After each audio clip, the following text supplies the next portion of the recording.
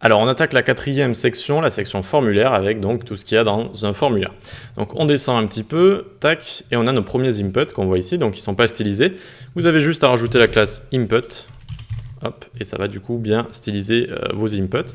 On peut le copier et ensuite avec Alt-clic le mettre à peu près partout, tac, tac, tac, tac, CTRL-V, hop, pour avoir tous nos inputs du coup bien stylisés.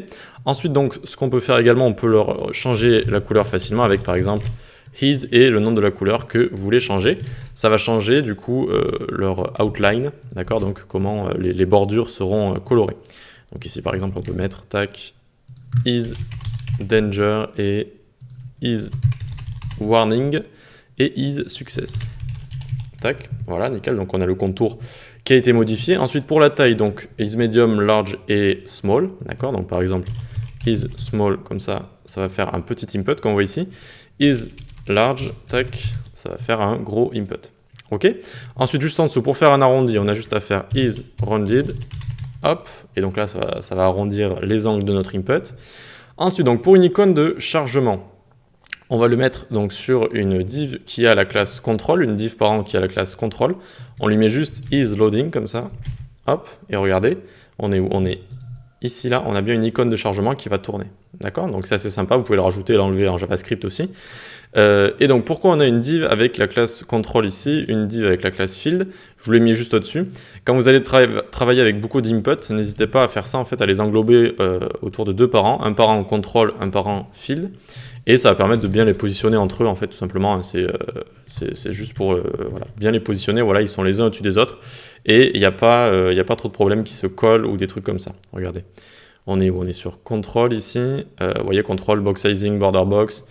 Ça, c'est pour tout ce qui est padding, margin, font size, clear boss aussi. Voilà, c'est pour pas qu'ils se touchent, pour pas qu'il y ait vraiment de problème. Donc, dès que vous voulez faire des grosses zones d'input, n'hésitez pas voilà, à les englober comme ça. On reviendra dessus notamment pour ce qui est notre dernier projet pour le site. On l'utilisera. Ensuite, donc, pour désactiver ici, vous allez lui rajouter l'attribut disable. Donc, j'ai oublié de l'enlever, voilà, il est ici. Vous avez juste à rajouter disable et on ne pourra plus cliquer dessus. Il y aura une icône comme ça, rouge, quand on veut cliquer dessus. Ensuite, donc, pour les icônes, donc, on va essayer de séparer tout ça. Là, on a deux icônes, d'accord? Donc, les spans qu'on voit ici, ce sont les icônes. On va y revenir dessus dans les sections suivantes, donc comment créer des icônes.